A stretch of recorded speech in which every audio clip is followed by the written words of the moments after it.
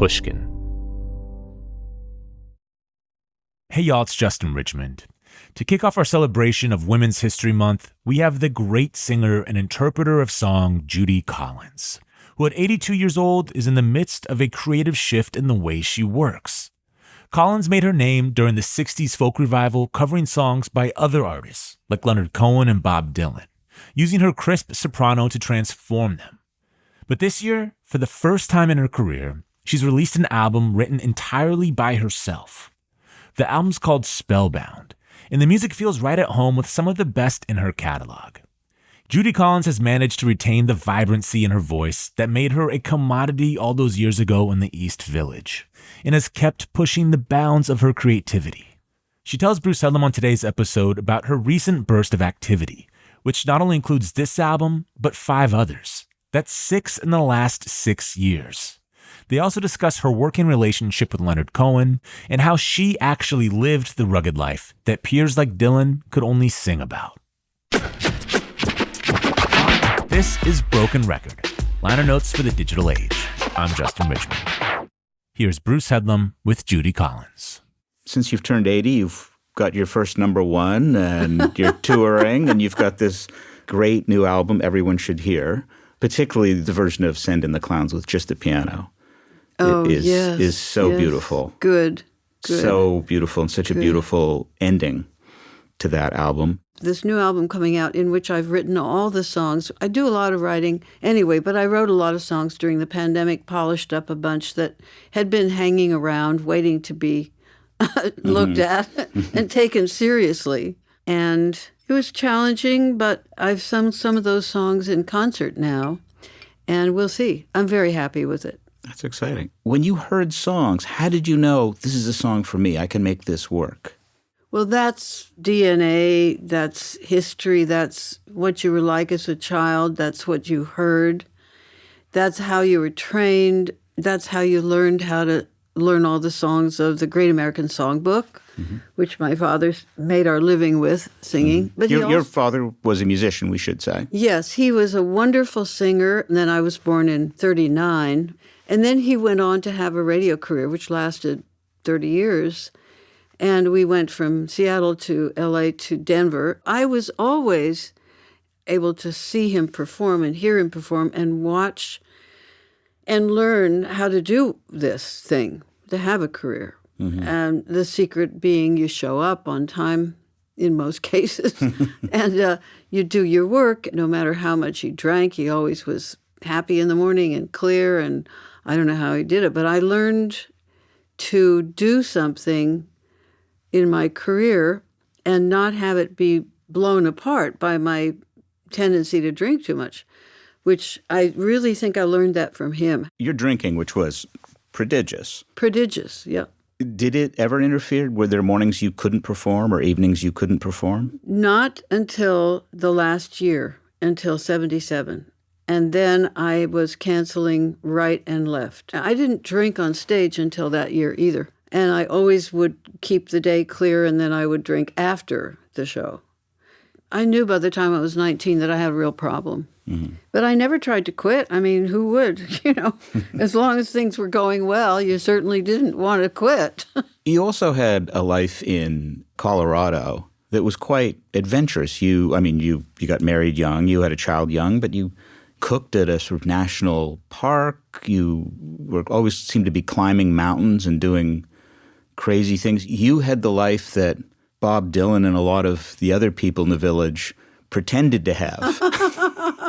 They all pretended to be these rough characters who've been riding the rails and cooking at lumber camps. And you're like, no. I did that. You didn't do any of that. Yeah, I did that. I had started singing for money in March of 1959. I sang at a little club called Michael's Pub in Boulder, and then I sang in the mountains in Central City, and then I was hired to sing in Denver, and I started traveling back and forth from Boulder, which is where we lived, and my husband was in school, to Boulder, Denver Turnpike, dangerous road in those days. We got 2 offers. I got an offer of 6 weeks at the Gate of Horn to open for, at that point it was Will Holt.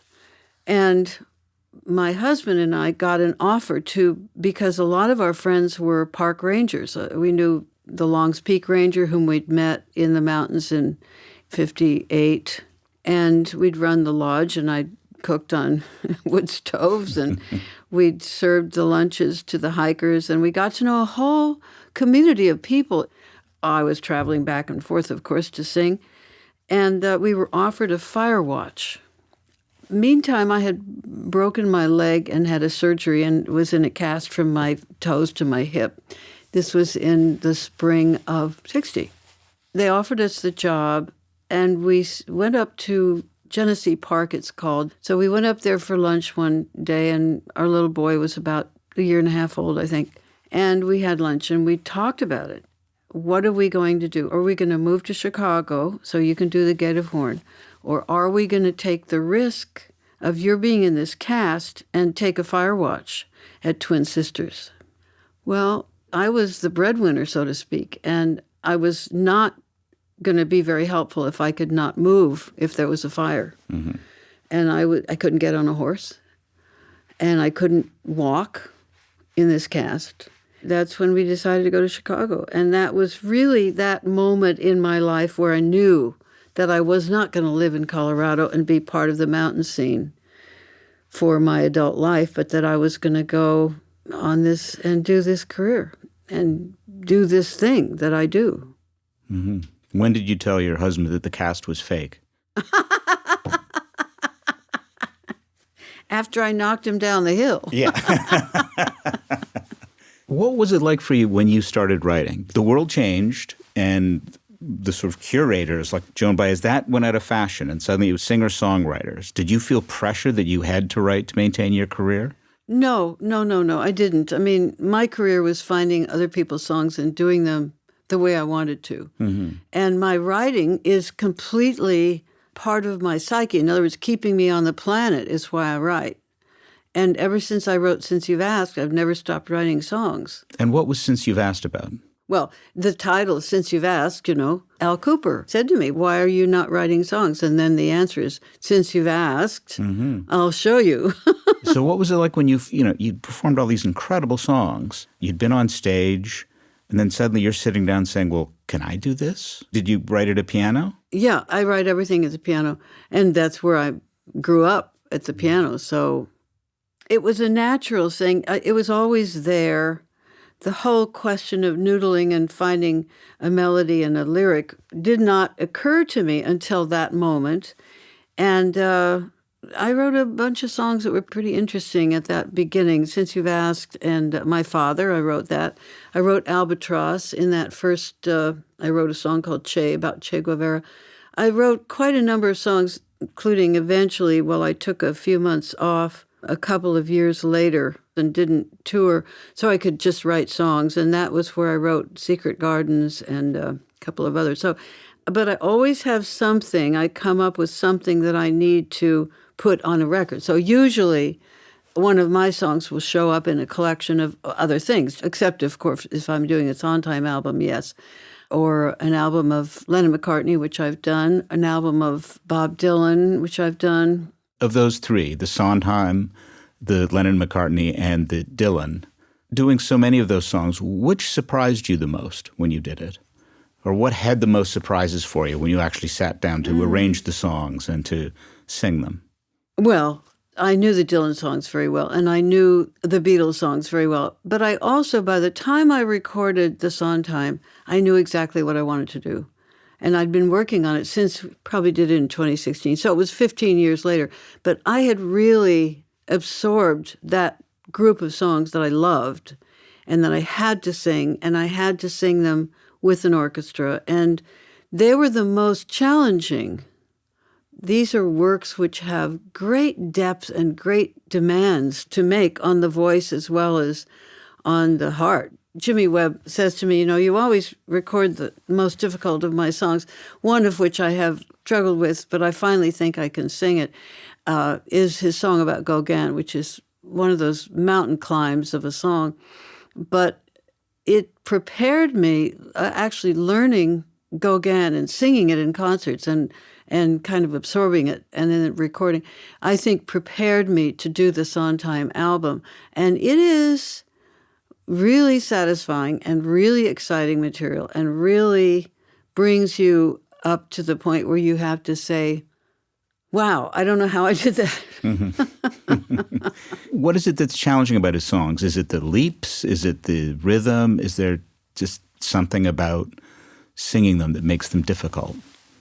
They're off in some other realm that is not customary in songs from the Great American Songbook, most of which have been taken out of Broadway shows. Mm-hmm. You don't sing along with Sondheim when you walk out of the theater, pretty much. You are given an architecture that is unusual, surprising, very moving, intellectually challenging, and at the same time melodic. He holds the papers. He has signed off on something that other people cannot really copy, I don't think. Do you think you have a talent for making them accessible to your audience? I hope so. And that's really the point. I do think that my ability to clarify and to articulate, to be clear and to phrase. And that's what you have to do with those songs. You must phrase them so that they are understandable to the listener and that you use that melody to carry you through to your audience so that they get it and that they are as excited about the song when it comes to an end as you are. I'm wondering if some of that for you comes from your early career, but it was very much traditional folk music, Irish, Appalachian. Oh, yes, absolutely. That was really the stuff you learned and the stuff you first recorded. Absolutely. But when you perform it, it doesn't sound old-timey or nostalgic. You make them feel very contemporary. Yes.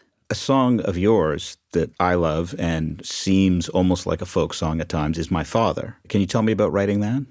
It was in April that I wrote it of 1968, and he died in May. It was just an easy access.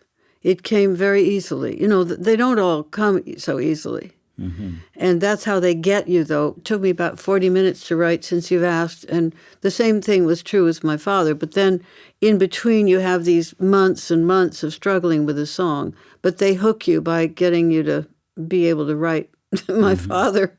And Since You've Asked, I knew he was sick. In 1967, at Christmas, I had been, for the first time, I'd been making some money, and so I gave my parents a trip to Hawaii as a present. And when they got there, he got sick, and he got sick there in the hospital, and then he came back, and for months they didn't know what was the matter with him, but I knew he was in the hospital, and so the song came very easily to me, but he never heard it, which is the sad part of it.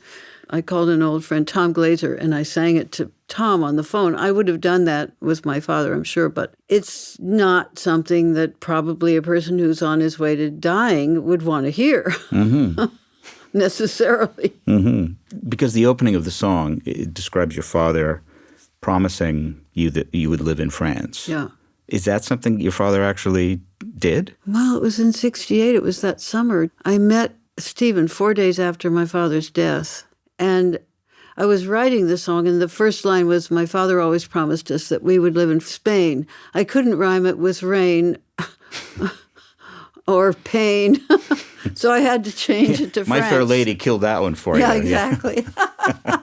Yeah. Can you take me back to 64, where you were and how the first town hall concert came about? Because it became a famous album of yours. It did become a famous album. And I signed my contract with Elektra in 1961 on a handshake with Jack Holzman. And he became my champion. And I had opened for Theo Bickel at Carnegie Hall, so I'd sort of broken into the big stages in New York. But now I had a full tilt solo concert at Town Hall. And that was after my first 3 albums. And so Jack said, well, we got to record this. That was a big deal in those days because there was a big truck outside and a lot of people with a lot of reel-to-reel tapes going on. I'd found Phil Oakes' song In the Heat of the Summer and a couple of Dylan songs, primarily The Lonesome Death of Hattie Carroll, which I had heard him sing actually on the town hall stage in 1962, and Billy Ed Wheeler song, one of which, Cold Tattoo, I have sung consistently from then on. It's the best song about people who've been in a job that doesn't exist anymore that I know. So it was really interesting to go back and do that. We did this album in a virtual environment, so there was nobody in Town Hall when we recorded it in January, and I didn't actually know they were going to put it on a vinyl and a CD, but they did, which is good. It's good for me. It's good for my fans. If it hadn't been for the pandemic, would you have had a crowd there or not? Oh, yeah. Oh, yes. We should mention that was your album of a couple of years ago, which became your first number one album on the Billboard charts in bluegrass. Your album. First, yeah, and you were, I think, 80 when that happened? That's pretty good. Yeah. I got a call from Billboard, and they said, oh, you got your number one lifetime, and you're in the bluegrass category. And I said, that's fine. I'm very happy to know. But remember, I've had all those other numbers through the years. Don't forget about those. So your performances in that are, it's beautiful, but particularly the Sondheim, because the album finishes with it. And so it finishes with the line, maybe next year. Yeah. And knowing it was done in the middle of the pandemic, it's very moving. Yeah, it is. When I was listening to the album, and listening to you sing Both Sides Now, which is not the easiest song to sing in the world, you sing it in the same key. I know. I always sing it in the same key. A lot of the songs on that album, on the 1964, are very high, and I could sing them, no problem. Okay, well, then we need to know your secret. Oh. Because how can you sing songs like And Winter Sky and Ramblin' Boy and all these other great songs, you sing in the same key, which a lot of performers over the years have to lower it. So what do you do with your voice that allows you to do that? Well, today I sat down and practiced the piano and sang. Did some exercises that I was taught by my teacher. And if there is a secret, it is what Max Margulies taught me, which is that everything is about clarity and phrasing. If you listen to a singer and you understand the words, it goes a long way to proving that they're singing well. If you don't, maybe not so much. Mm-hmm. And my whole purpose in life is to tell the stories so that they can be understood.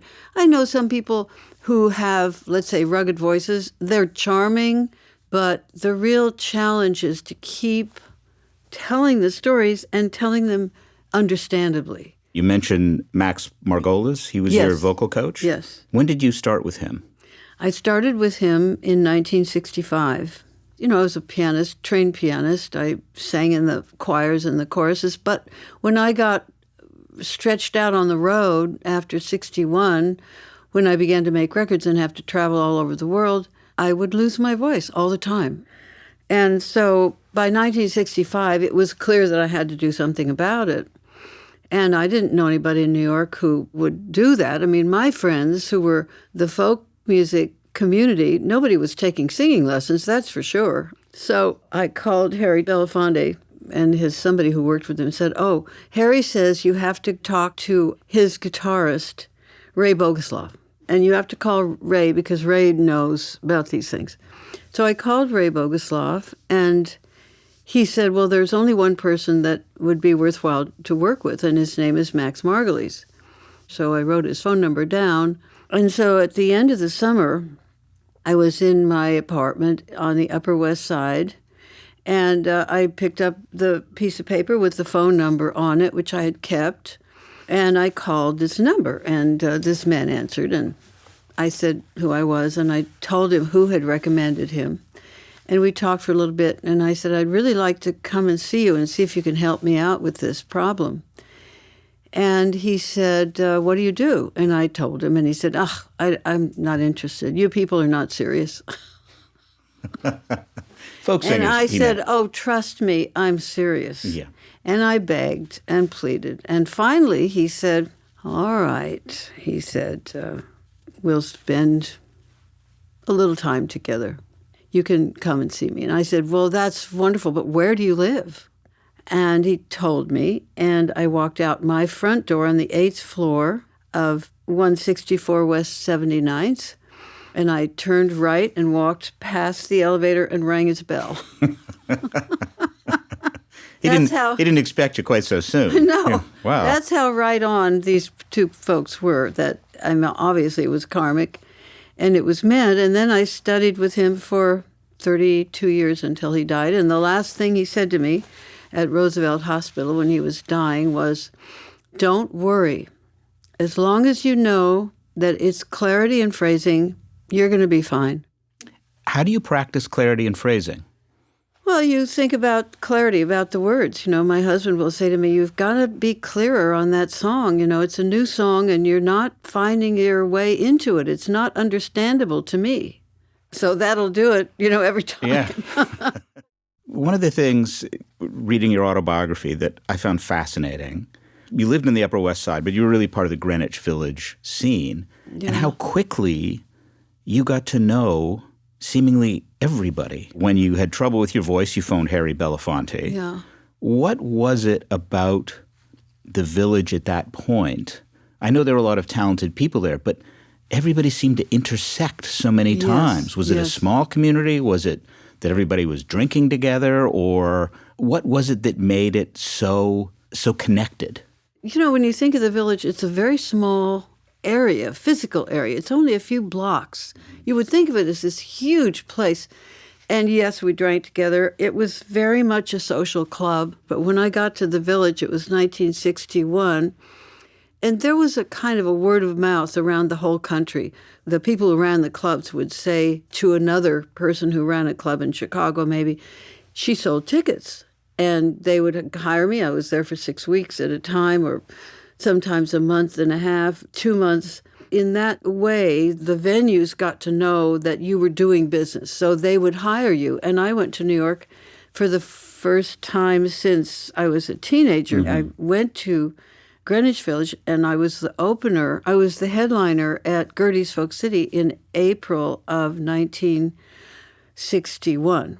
Dylan had been, when he was called Robert Zimmerman, he had been in Denver, and he was hanging out there. He was homeless there. He was sleeping on the couches of people who sang at the Exodus, which is a club that I sang in. I opened for Bob Gibson, who discovered Joan Baez, and then he called Jack Holzman and said, "I think I've found your Joan Baez." It was a very tiny community, although we were stretched out very thin all over the country. But that's really the way it was. The night that I opened as the headliner at Gertie's Folk City, everybody was there that I'd ever seen in the record stores. And Pete Seeger was there, and Peter Paul and Mary was there, and Dave Van Ronk was there, and Ramblin' Jack Elliott was there, because my opener was a 13-year-old named Arlo Guthrie. So they had come to see what Woody's kid was going to do. And I've known Arlo for 60 years. I was fascinated that this sort of dominant, slightly fearsome character for you when you went there was Joan Baez. It wasn't Bob Dylan. He was still a kid. Joan was the one that everybody kind of gravitated to, and she seemed to be the charismatic one. Oh, and she became a friend very early on, and her sister. I was embedded with this group of people, including people like Phil Oakes, who one day, he knew that I was recording "In the Heat of the Summer." It was a wonderful song by him. And so he knew I was going to be recording that month in 64. And so he brought Eric Anderson over. I didn't know Eric at all. So he brought him over, and Eric brushed me aside, raced to the bedroom, sat down, finished writing the words to the song, and then came back and sang me "Thirsty Boots." And I said, "Oh, that's great. I'll record that tomorrow, too." So things like that were always happening. They seem to happen so rapidly. That's right. Odetta's husband was my manager for a while. I don't know if you know that. I didn't know that.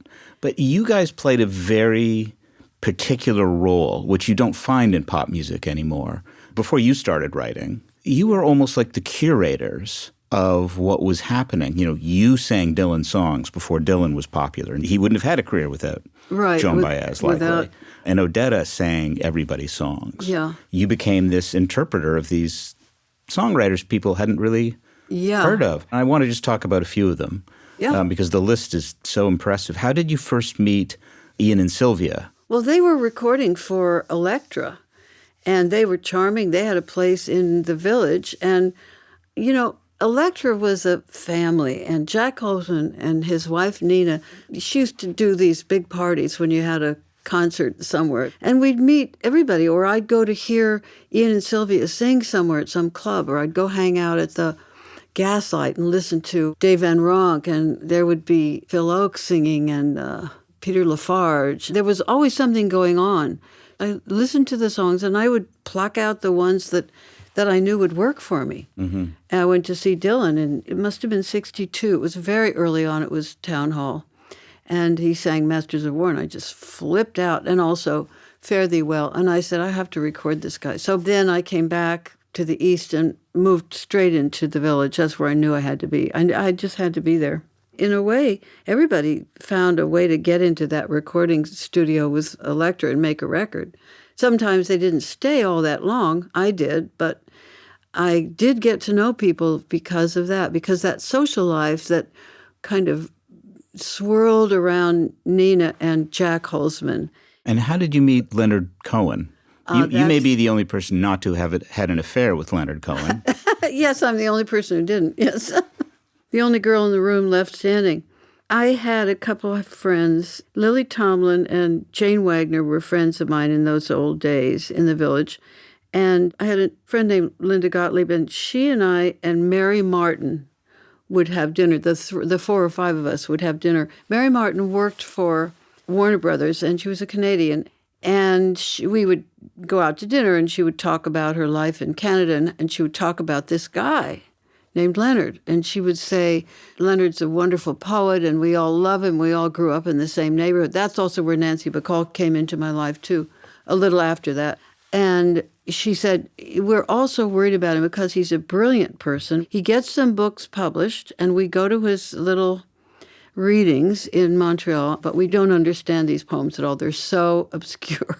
So this went on for a couple of years, in and out of various spots where we'd have dinner or lunch or whatever. Then in 1966, she called me one day and she said, well, you'll be surprised, but he's writing songs and he wants to come to see you to record his songs.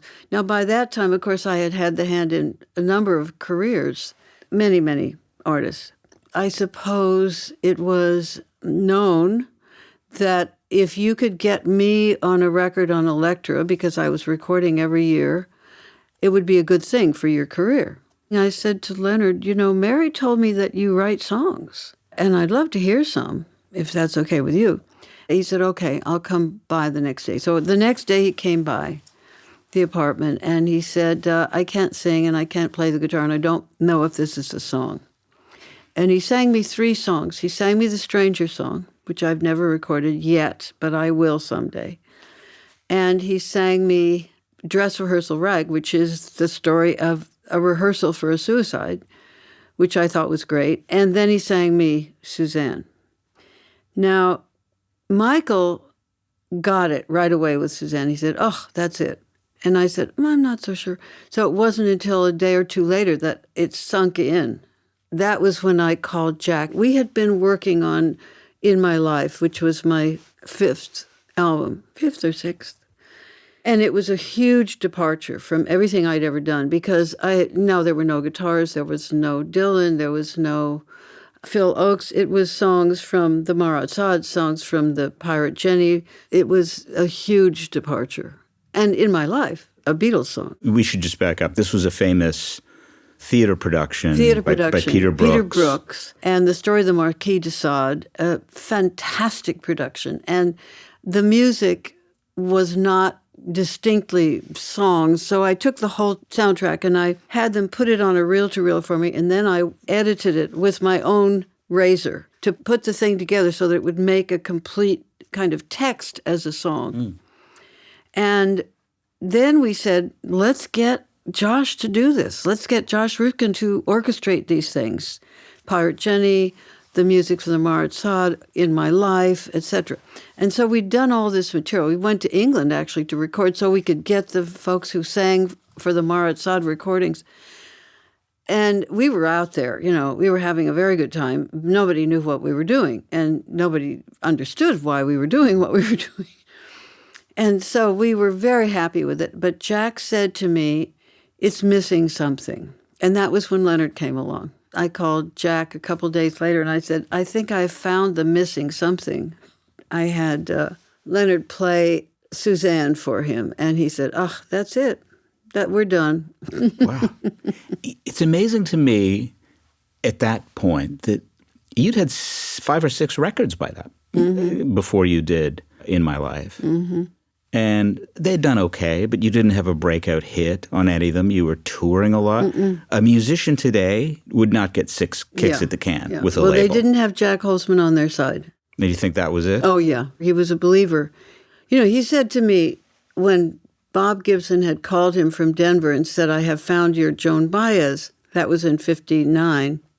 And Bob said, I think you have to come out here to Denver and hear her. And he did. But he didn't introduce himself to me. And 2 years later, he came to see me at Gertie's Folk City and said, you're ready to make a record. And years later, he said, I didn't know that he had come out to Denver. Mm-hmm.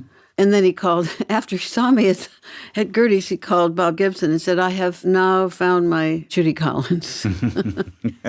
And he told me this maybe 5 years ago. I heard this story from him. He saves these little nuggets for me and tells me decades later. I was saying, he hung on to that one for a long time. Yeah, I had no idea. I said, why didn't you introduce yourself? He said, because I heard you, and I thought she's very good. But then he thought, I did not know if you were serious. And I said, well, you could have asked me. I was always very serious. And he said, well, I didn't know that. But you see, he had a heart, also has integrity, and he knows that it takes time to build an artist. I do want to ask about 2 more songwriters that you championed very early. Randy Newman. How did that song come to your attention? Somebody from his camp sent me that song when I was on the verge of recording the In My Life album. He had recorded it, and I heard it. And I said, I'm putting this on the album. That's what made the decision in his mind that he was going to be a songwriter and not go the route of most of his relatives who wrote music for movies, as you know. That was what did it, was that I chose the song and I sang it. And, of course, it's a great... And the song is... great. I think it will rain today. I think it's going to rain today. It's going to rain today. Just an amazing song. So, but I didn't know him. Somebody brought the song to my producer, to Mark Abramson, and kind of threw it on his desk. And how did you first hear Joni Mitchell? Another one of those miraculous moments. I was in the Village. I was hanging out, recording, traveling, and I became friendly with Al Cooper, who started Blood, Sweat, and Tears. In 1967, I was passed out, I'm sure, one night. And it was about 3 a.m, and I got this call from Al Cooper. And I said, why are you calling me? What is going on? Is something wrong? And he said, no. I followed this girl home, and she was good looking, and she said she was a songwriter. And so I figured I couldn't lose, so I followed her home. And when she got there, she started singing these songs. And I said to her, hold everything. I have to call Judy.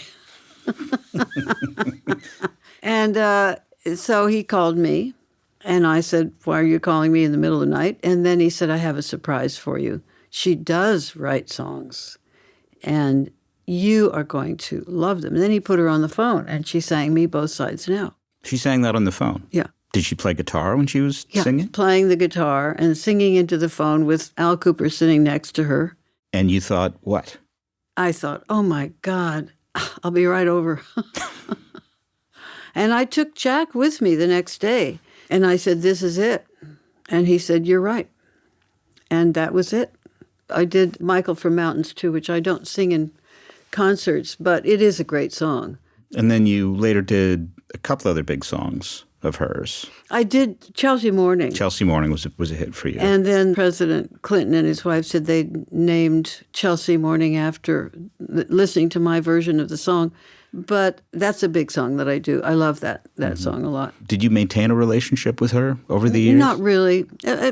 We've grown apart, and we also live in different parts of the country, and she doesn't travel so much. I mean, she has had her physical issues, but we have had some very nice times. Clive Davis got us together a couple of years ago, She was still in a wheelchair, but she came to the Grammy party that he has before the Grammys. And I sang both sides now with a wonderful band for her. And so that was very special. Okay, well, I'm so happy you could fit us in. Oh, are because you may be kidding? the busiest person I know. What a treat for me. I've loved glad. every Thank you. second of it. Thank you so much for coming down. Thanks to Judy Collins for taking a stroll down memory lane with Bruce. You can check out a playlist of all of our favorite Judy Collins songs and songs inspired by Judy Collins at brokenrecordpodcast.com. You can follow us on Twitter at Broken Record. Broken Record is produced with help from Leah Rose, Jason Gambrell, Ben Tolliday, Eric Sandler, and Jennifer Sanchez, with engineering help from Nick Chafee. Our executive producer is Mia Lobel. Broken Record is a production of Pushkin Industries. And if you like the show, please remember to share, rate, and review us on your podcast app. Our theme music's by Kenny Beats. I'm Justin Richmond.